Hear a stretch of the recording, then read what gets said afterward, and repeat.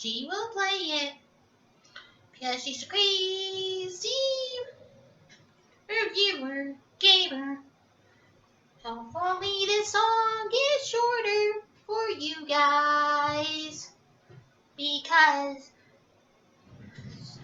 she thinks the last one was too long, but she still is a crazy cat lady, you gamer. Hopefully this is the last one because like before, I don't like singing these songs. CrazyCatLady Gamer Reviewer or Martha Butler does not own any trailers or pictures. I use them under fair use for educational and entertainment purposes. Hi everybody, Martha here. So today we got some sad news. You guys probably know, if I tell you who died, you probably don't know who I'm talking about, but to me it's sad because I don't know if any more Lord of the Rings Tolkien stuff will be coming out because since he died. But Christoper Tolkien, J.R. Tolkien's third son, the guy who was in charge of his estate, died this week or last week. I just recently found out, but I even looked up online because I usually do when a celebrity dies. I look up to see how they died, and I could not find out the cause. But anyway, since he passed away, I usually do this for the actors of the movies or the directors, but since he has been keeping a lot of his father's stuff alive and still going on, I thought I would do Two Towers review in honor of him, because without him, even though it was his dad who wrote the book, he would send his dad would send him some papers and stuff like that to help look at stuff. He also did that for C.S. Lewis. If you don't know who that is, C.S. Lewis was the one who wrote Narnia, the Narnia books, and Christoper Tolkien went to after he graduated college out of his Third World II. He went and at the same college that both his dad and C.S. Lewis taught at, which is Oxford. Yeah, so he did a lot of things that his dad did that they both have a lot in common. And he, like I said, he was in charge of his stuff. He's the one that got a lot of the movies that you know of. He's the one that got all the Lord of the Rings movies rights over to Peter Jackson. He's the one that got all those a lot of those three cartoons that be made into movies, and the Bad Hobbit, and the two Bad Hobbit movies, because I don't really count the first Hobbit movie, too bad. The last two I do, but not the first one. And to tell you the truth, I like the first Hobbit one, the one that came out before I was born, back in the 70s. I think back in the 70s or 60s, one of those two. And the one that Ralph Bakshi made, that one's kind of weird. But anyway, I had a hard time figuring out which one should I do in honor of him. And I would not even bother trying to do on the Silmarillion because I have a hard time understanding that book. And yeah, so I decided to review Two Towers because I reviewed Fellowship of the Ring for a long time ago for you guys. So yeah, and stuff like that. So one of the actors died. I had to do Return of the King. So yeah. Anyway, let's get started with Two Towers. So the difference is usually with Two Towers is the narration's different because usually with the narrations, usually the hobbits that tells the stories, except for when it comes to the when we see so in this book we have like 3 different people who narrate. We have Frodo. We have, I think it's Aragorn who narrates during when we talk about Aragorn, Legolas, and Gimli. But we also, and when we're talking about Merry and Pippin, I think it's Pippin that narrates. So the way it works for this one, the way it works for the books, is that we see we see Aragorn's story and Pippin's story first. Then we see Frodo's. So the movies are so different. When you were reading the book first, you would not know what happened to Frodo and Sam until it's their turn to tell the story. And like I said, they let Aragorn's story tell us first. Then they let Frodo. So yeah. And a lot of one of the things that happened in Return of the King happened in this book, and also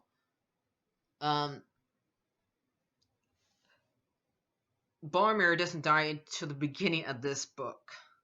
So yeah. And also, 2 of my favorite characters in Lord of the Rings are in this, or happen in this movie and this book. They show up in this book. Now you're probably wondering, who are those guys? Well, there is Faramir and Eowyn. So Eowyn, I always think Eowyn's based off of Joan of Arc, or somebody who disguises himself as a lady, who disguises himself as a man in order to get into battle. But that's next book. That's next movie. She's in later into the next movie. But even here, she is wanting to be part of the battle because she says, "I can fight." So yeah, and she's even tells Aragorn the fact that he knows she's skilled with a blade, and she says all women here are skilled with blades. They're taught to. And he asked, "What do you fear? A cage." So yeah. So those 2 are my favorite characters in here. So yep. And the whole entire thing that has to and I also like how Gandalf looks better in this one. I mean, I always like him as Gandalf the Grey, but I usually like him here better. And I just also the thing that's sad that how much he's fallen from grace after Ian McKellen stopped playing even stuff like Magneto.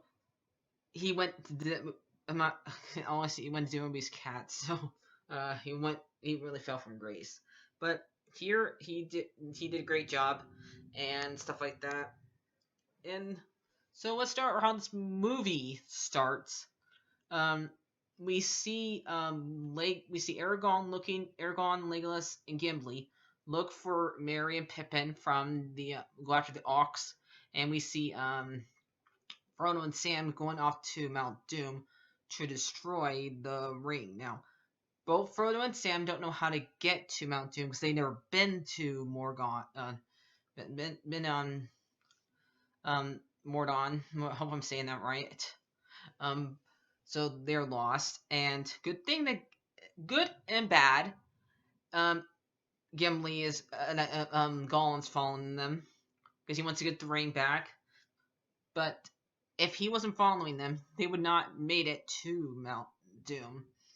Even though Sam does not trust him, and Frodo is not sure because once he sees him, once he tries to kill both of them, he pities him and he decides to let him live. And Sam's like, "We're gonna regret this," basically. And we find out what Gollum's really like. And I would say he is also one of my favorite characters, but he's like him and Stitch are the ones my first voices I learned to master that had a name. It's my name, my love, my precious. I know it sounds too much like Stitch, but I know how it's those voices are very similar, if you know what I mean. But Ian Serkis does a great job, and the way he did it, because he actually was. I watched this behind the scenes, this movie a lot, and if you don't know, he's actually Ian Sturkis is actually the one crawling around and letting the computer capture his body while he's wearing a costume, and and the only thing that really is his that's there is his face. Everything else is computers. So yeah, really stuff like that. You can like see like the face definitely looks like him. So yeah. Also, my favorite version to watch this movie with is probably the special edition, because I have all 3 special editions of this, and so and in the book, the Two Towers battle is a lot different, and the Helm's Deep battle is a lot different in this one. Like the both of them, and I don't think there is not a fight of there's not a fight of those hyena dogs coming to get them on the way there in the book. I'm not sure. I don't think there is, and because they just get there really fast, and so and the one thing that happens with Worm Tongue is different, because Christopher and Saruman is not trying to control him. It's basically all has to basically to do with Grimmer manipulating him and making it words and poisoning him. He's more because if he's based off anybody, he's based off of Rasputin. So yeah,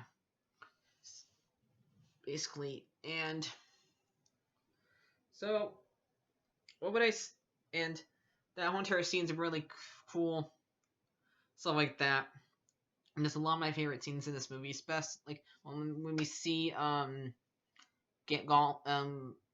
we see Gandalf back again, and when we see and there's just so many great scenes, and I love this movie so much.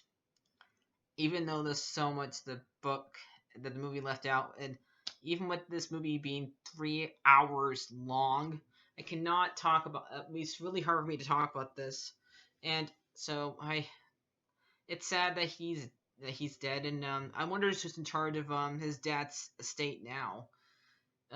Probably one of other Jared Tolkien's kids or his grandkids, because I don't even know if any other of his other kids are still alive. I'm not sure if Michael's still alive, but yeah, but so I'm gonna give this movie a 9 out of 10. And Solly, what do you give it? Over paws and my tail. So bye bye guys, like, favorite, subscribe.